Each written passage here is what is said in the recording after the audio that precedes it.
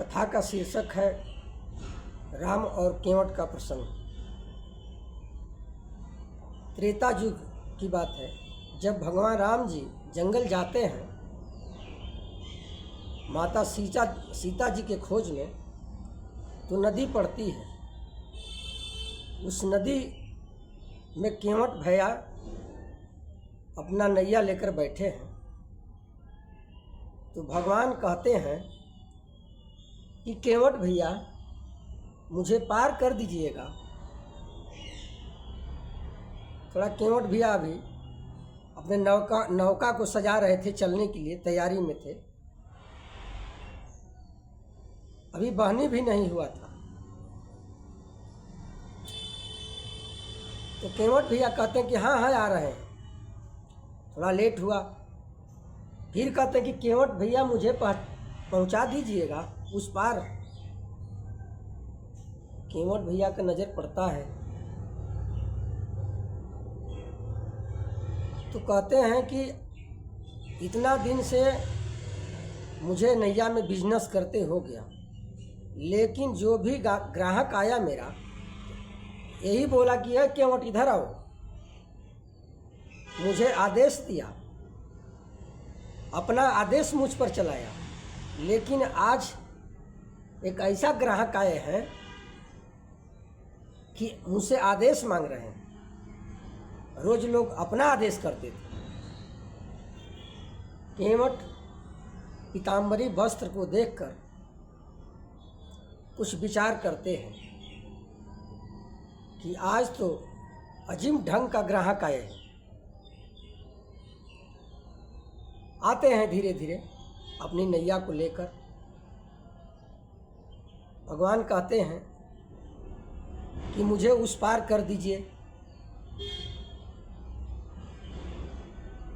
केवट बहुत विचार करते हैं, कहते हैं कि प्रभु जी पार तो हम कर ही देंगे, लेकिन पहले आप अपना पैर धुला लीजिए हमसे, चूँकि आपके चरणों में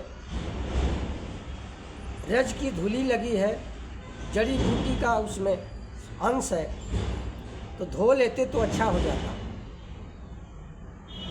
भगवान मुस्कुराने लगे कि केवट पहचान गया। अब यही प्रसंग चलता है। भगवान राम को केवट जो है बगल से देखने लगा घूम फिर कर। लक्ष्मण जी गुस्से में हो गए, कह रहे हम लोगों को उस पार जाना है तो क्या देख रहे हैं? भैया बोले हैं, बुलाए हैं तो छोड़ना है उस बात, तो जल्दी पहुंचा दीजिए, हम लोगों को अंधेरा ना हो जाएगा। और केवट देख रहे हैं कि ये ऐसे ग्राहक मेरे आए हैं कि इनके जितने भी पोशाक पहने हैं उसमें जेबा नहीं है। तो जब इनको जेब है नहीं तो पैसा कहाँ से देंगे?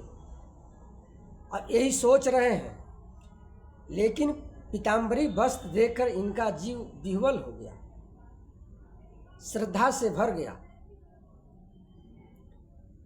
लेकिन विचार अभी कर रहे हैं, मन ही मन विचार कर रहे हैं।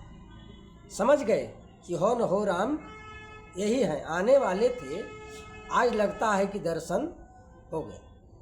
अपने मन में सोचते हैं तो वही कहते हैं कि मुझे ले जाने में कोई दिक्कत नहीं है प्रभु, लेकिन पैर पहले अपना धोवा लीजिए हमसे। अब कहते हैं कि अरे भाई ले न चलो, डरते क्यों हो? कहते कि नहीं, आपके चरण की रज धूली से एक पत्थर नारी बन गया, तो मेरी तो एक काठ की नैया है, पूरे दिन पानी में ही चलती है, कोमल है, इसको नारी बनने में कितना समय लगेगा? कहते हैं कि नहीं तुम्हारी नैया नारी नहीं बनेगी। कहते हैं कि नहीं प्रभु, बे आपका पाँव धोए मैं बैठाऊंगा नहीं।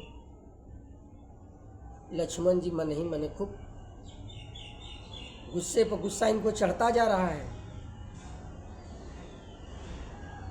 अब जल्दी जल्दी करते हैं लक्ष्मण जी, लेकिन अब केवट जो है विचार करते हैं कि एक नारी का खर्च मुझे चल नहीं पाता है, एक नारी को आधा दर्जन बच्चा हो गए, और इसी नैया से मैं बच्चों का परवरिश करता हूँ। अगर मेरी नैया, अगर नारी नौका नैया अगर नारी बन गई तो मैं कहाँ से खर्च लाऊंगा? अभी उसी बच्चों का खर्च नहीं चलता, किसी का जंघिया फाट गया, किसी का कच्छा फाट गया, किसी का फीस नहीं दिलाता है, किसी को कुछ नहीं है। अगर चरण स्पर्श हो जाएगी मेरी नैया को, ये अगर कहीं अच्छी नारी बन जाएगी तो हो न सके कि इससे भी तो 4 दर्जन बच्चे हो जाएंगे, तो मैं क्या करूँगा?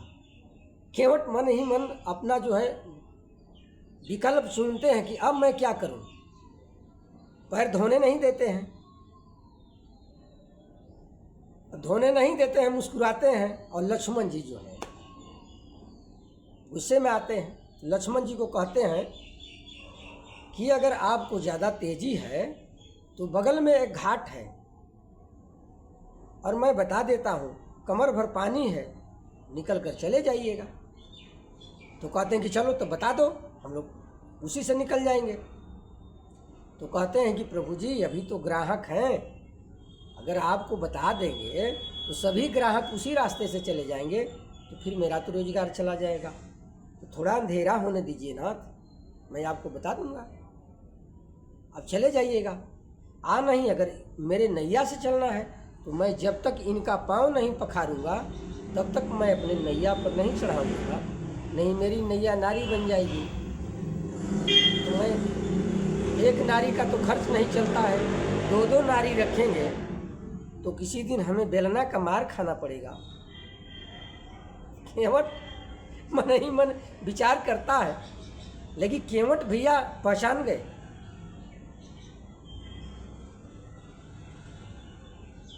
तब भगवान कहते हैं कि चलो भाई अब तुम्हारी इच्छा, मुझे तो जाना ही है। केवट भैया भगवान का चरण पखारते हैं और चरणा अमृत को पीते हैं। जब पी लेते हैं तो कहते हैं कि प्रभु बैठा जा, और उस पार ले जाते हैं। उस पार ले जाने के बाद कहते हैं भाई अपना तुम किराया बोलो। केवट भैया कहते हैं कि हे प्रभु, मैं यहाँ पार कर दे रहा हूँ, लेकिन वहाँ आपको पार करना होगा। कहाँ? भवसागर में, जो 184,00,000 की जूनिया है, वहीं केवट भैया इशारा करते हैं कि हे प्रभु, केवट से केवट, धोबी से धोबी, धोबी से धोवाई धोबी नहीं लेता है, और केवट से केवट पैसा नहीं लेता है। चूँकि आप मेरे स्टाफ हैं, इसलिए हे नाथ मुझे वहाँ पार कर दीजिएगा, मैं यहाँ पार कर दिया। जब पार हो जाते हैं, इनका जो है दिल गदगद हो गया कि चलो मेरी नैया शुद्ध भी हो गई और मेरा भी दर्शन हो गया। भगवान जब चले जाते हैं, लेकिन केवट भैया अगले जन्म में एक कछुआ थे। भगवान वैष्णो जी जब समुद्र में थे, नाग के फन पर सोए थे और माता जी पैर दबा रही थी, तो इस समुद्र से कछुआ 2-4 बार दर्शन करने के लिए भगवान का गया। कौन? केवट रूपी कछुआ। लेकिन माता ने उसको स्पर्श नहीं करने दी, हटा दी। वह समुद्र में रहकर विनती किया कि हे प्रभु, मुझे कब दर्शन मिलेगा?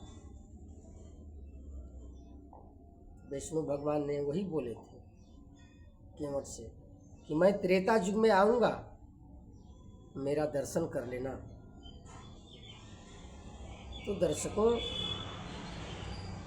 उसी समय की बात थी और केवट भगवान राम को पहचान गया। जब पीताम्बरी वस्त्र का चमक केवट पर पड़ा तो केवट का दिल जो है गदगद हो गया, विह्वल हो गया। वह अपने अहंकार से मुक्त हो गया।